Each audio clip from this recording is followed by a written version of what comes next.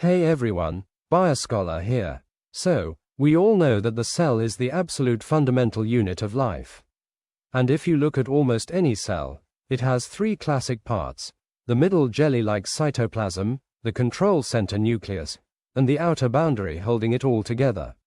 Today, we are zooming in on that outer boundary, the cell membrane. Before we dive deep, here is a quick roadmap of what to expect in this lesson.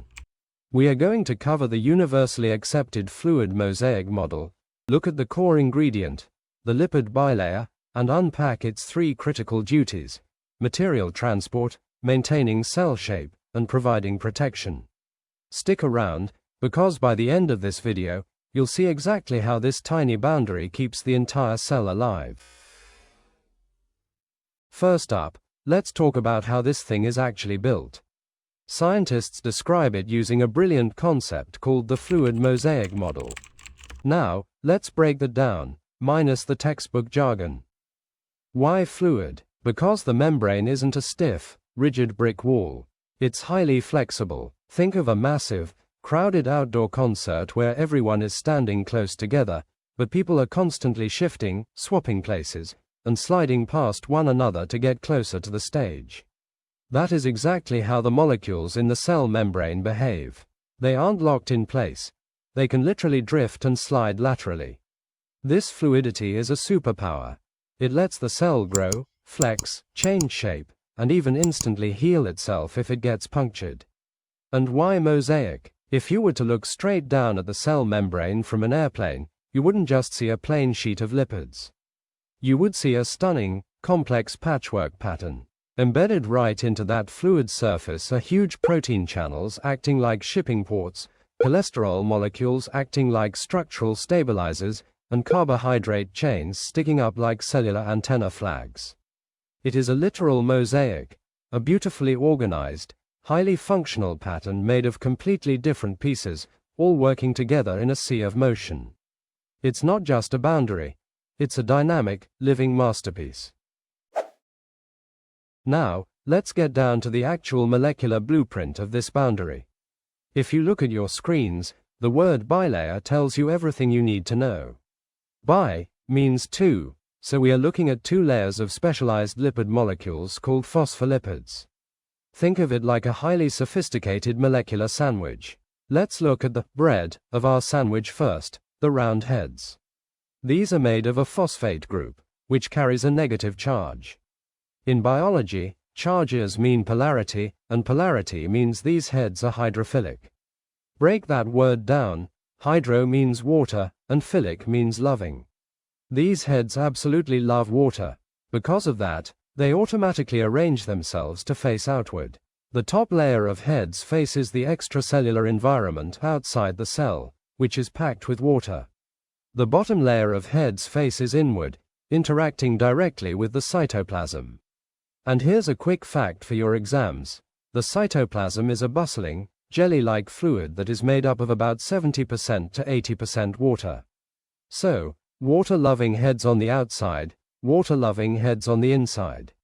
Perfect match, right? But what about the filling of our sandwich? Tucked safely away in the center are the hydrophobic tails.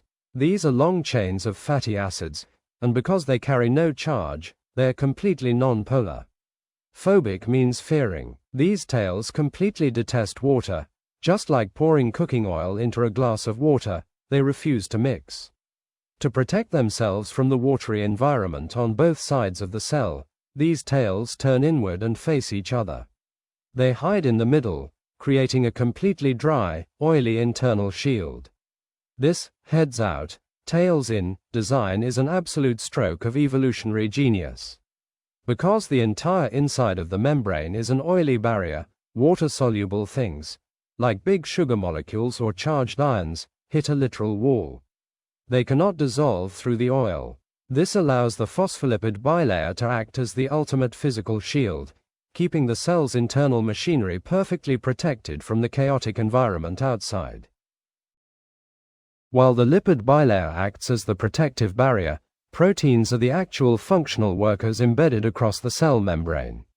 In fact, They make up about 50% of the membrane's total mass and handle almost all of the active interactions between the cell and its environment. Structurally, these proteins are classified into two major types based on how they are positioned in the membrane: peripheral proteins and integral proteins. Peripheral proteins do not penetrate the hydrophobic core of the bilayer. Instead, they are loosely attached to the outer or inner surfaces of the membrane, often anchored to the exposed parts of other proteins. They don't usually transport molecules. Instead, they assist with cell signaling, enzyme activity, and connecting the membrane to the cell's internal skeleton to maintain its shape. But when it comes to moving substances in and out of the cell, the real stars are the integral proteins, specifically known as transmembrane proteins. These proteins span entirely across the cell membrane, from the outside to the inside. Because they cross the whole bilayer, they have two hydrophilic ends that face the water on either side, and a hydrophobic middle section that sits comfortably among the oily lipid tails. They form permanent channels or carriers, like specialized tunnels, that allow large, polar, or charged molecules to bypass the oily lipid barrier safely. Let's look at your screen right now, because transmembrane proteins come in a few fascinating varieties depending on how they work. First, we have the ion channels. Think of these as the ultra-fast highway gates of the cell. They don't use any energy. They simply snap open or closed in response to cellular signals, allowing specific charged ions like calcium, potassium, or sodium to flood across the membrane down their natural gradients in fractions of a millisecond. Right next to them are the water channels, also known as aquaporins. Even though water is tiny, it's highly polar and struggles to pass through oil. These specialized transmembrane tunnels allow water molecules to stream through the membrane in a single file line at a mind-blowing rate, up to 3 billion water molecules per second. Then we have the SLC transporters, or solute carrier family. These are your everyday nutrient movers, and they handle things in three clever ways. A uniporter moves one single molecule down its natural gradient. A symporter is a molecular carpool. It moves two different substances at the exact same time in the exact same direction. And an antiporter works like a revolving door, moving two different molecules in completely opposite directions. Finally, we have the heavy lifters, the active engines that require direct energy in the form of ATP to force molecules against their concentration gradients. This includes membrane-bound ATPases, like the famous sodium-potassium pump that keeps your nerve cells charged up and ready to fire, and ABC transporters, which bind directly to two ATP molecules to sweep large molecules or toxins completely out of the cell. Now that we've looked at the lipid wall and the transmembrane protein gateways, it's time to talk about the third major component of the cell membrane, cholesterol. Even though cholesterol often gets a bad reputation in everyday nutrition, inside the cell membrane, it is an absolute lifesaver. Cholesterol molecules are small, hydrophobic lipids that tuck themselves neatly into the gaps between the fatty acid tails of the phospholipids. Think of cholesterol as the membrane's ultimate temperature buffer. Its main job is to maintain the perfect level of membrane fluidity, ensuring the cell doesn't get too rigid or too flimsy when the environment changes. Here is how it works its magic. When temperatures drop, the phospholipids naturally want to pack tightly together and freeze into a solid, rigid wall. Cholesterol steps in like a physical wedge, disrupting the neat packing of the tails and keeping the membrane fluid and flexible. When temperatures rise, the phospholipids get hyperactive and want to spread apart, which makes the membrane too leaky and unstable. Cholesterol acts like a molecular anchor, pulling the heads closer together and stabilizing the membrane so it doesn't fall apart. Without cholesterol balancing the fluid dynamics, our cells wouldn't be able to survive temperature shifts, and the transmembrane proteins we just looked at wouldn't have the stable, flexible environment they need to function. And that wraps up our deep dive into the complex, beautiful, dynamic mosaic that is the cell membrane.